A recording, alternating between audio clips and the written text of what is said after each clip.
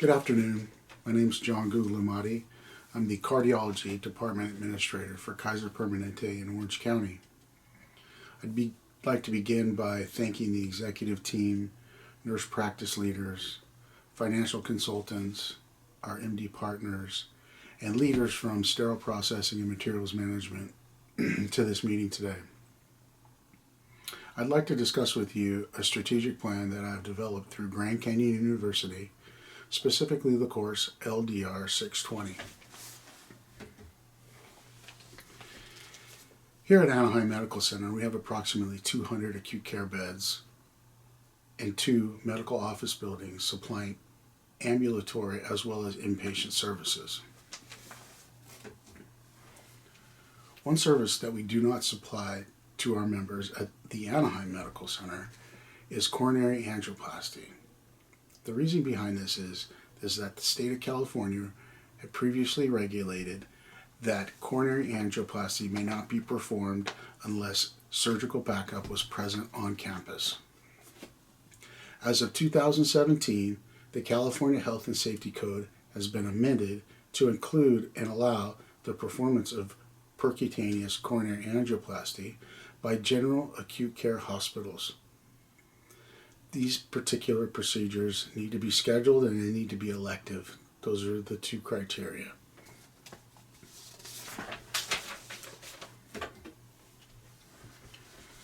The why. You may ask why we'd like to start doing this. Well, traditionally, Kaiser Permanente has performed in a hub and spoke model. The hub being Los Angeles Medical Center, which is 50 miles away from Anaheim Medical Center. Southern California freeways are not friendly, and it can take up to 2 to 2.5 hours to get from Anaheim Medical Center to LA Medical Center during the day. The American Heart Association offers 2 significant reasons for consideration of PCI without surgical backup. 1, it provides access to high-quality, timely care for acute ST elevation MIs. 2nd, primary PCI improves patient outcomes and reduces adverse events in patients with ST elevation MIs.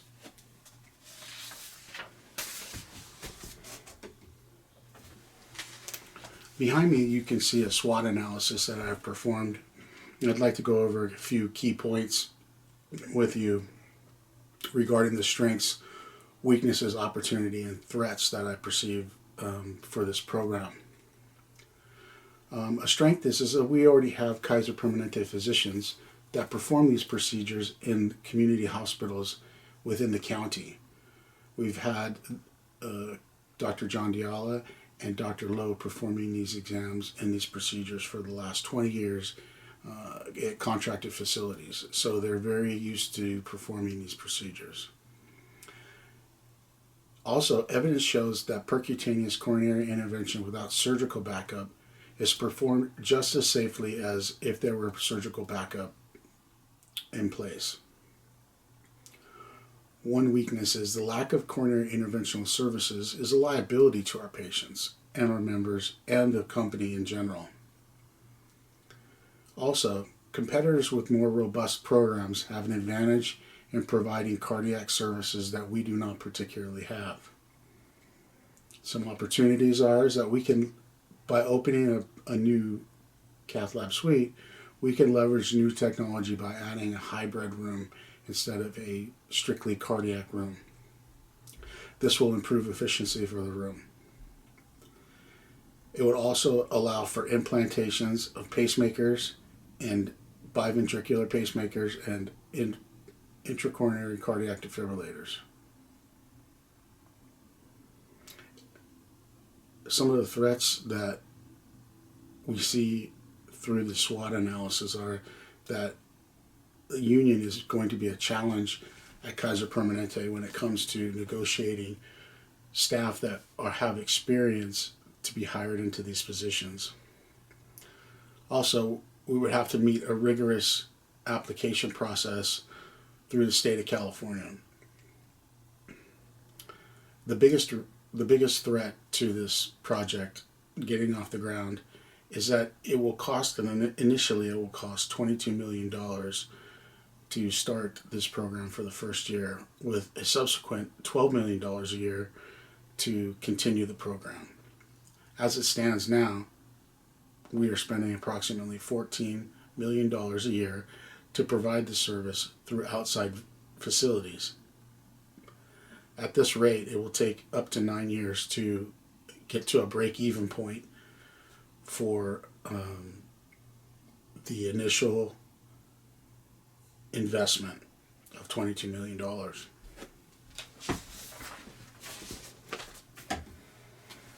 How are we going to get this done? Well, our executive team will establish a coalition of leaders from each of the stakeholder groups to participate in a team that will drive this project. The coalition members will act as leaders of the operational subgroups and subcommittees to accomplish the overall goal of incorporating a cardiac interventional services suite at the Anaheim Hospital.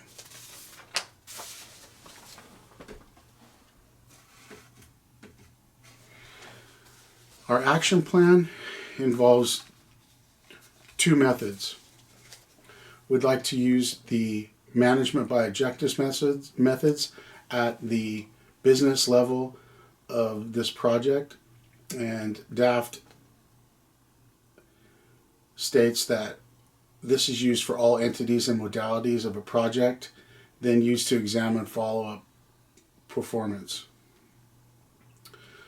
So objectives that will be they'll be defined by the implementation team or the coalition team to achieve the overall objective of application to the state of California.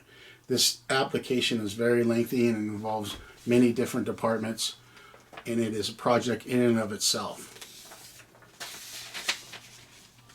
Secondly, we will use standing plans. Standing plans are implemented and revised on an ongoing basis. They will be used at the functional level of this project.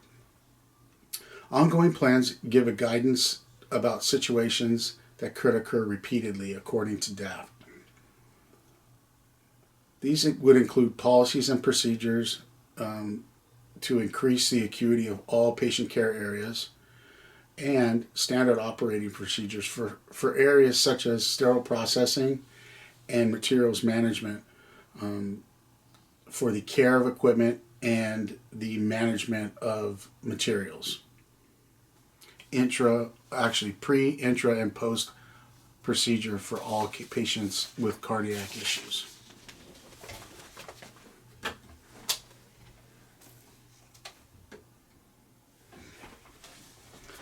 The communication plan. For the communication plan, the coalition team will split into smaller groups as per their expertise. So a radiology leader will lead the group that will address the radiology issues in the application, and they will use their expertise to communicate with the rest of the team. With each implementation, we will use decentralized communication to provide dialogue, updates, and any barriers that may come up. Communication channels will be face-to-face, telephone, and electronic messaging. Now, you may wonder why electronic messaging would be used. It seems impersonal, but a large amount of material can be disseminated to many people in the same manner through electronic messaging. And this will be the main portal that we will use along with face-to-face and telephone conversations.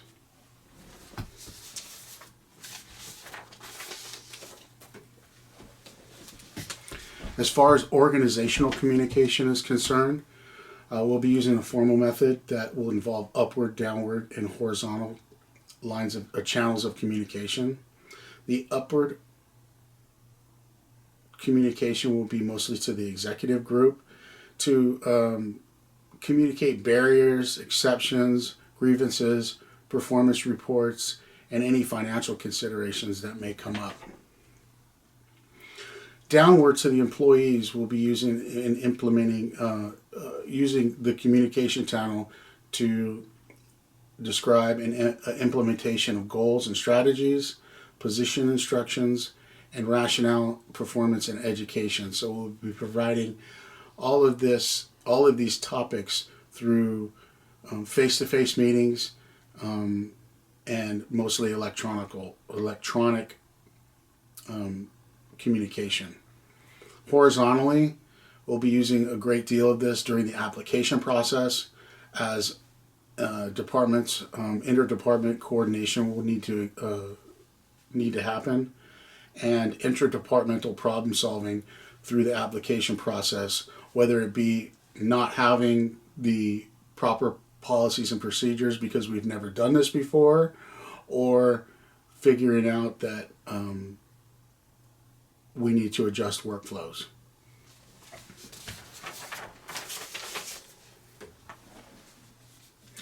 Lastly, I'd like to discuss the feedback control model that we will be using. The coalition's performance and whether it meets the established standards will come through the utilization of the feedback control model.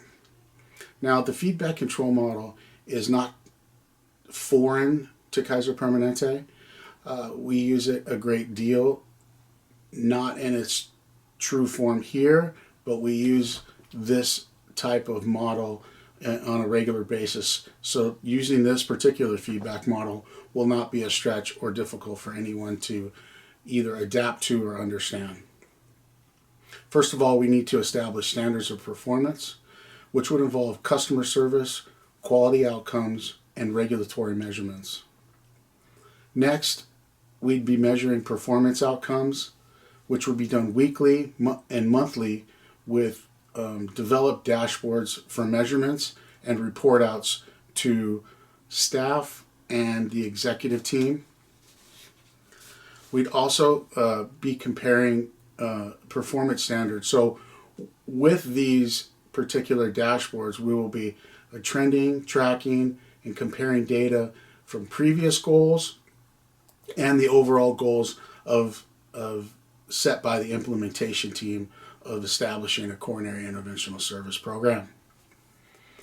Lastly, we will need to take action on this digested data, whether we take action and the data shows us that we're doing well and we push ourselves a little bit farther and maybe stretch that goal a little bit farther, or we change our approach to readjust and to achieve that particular goal.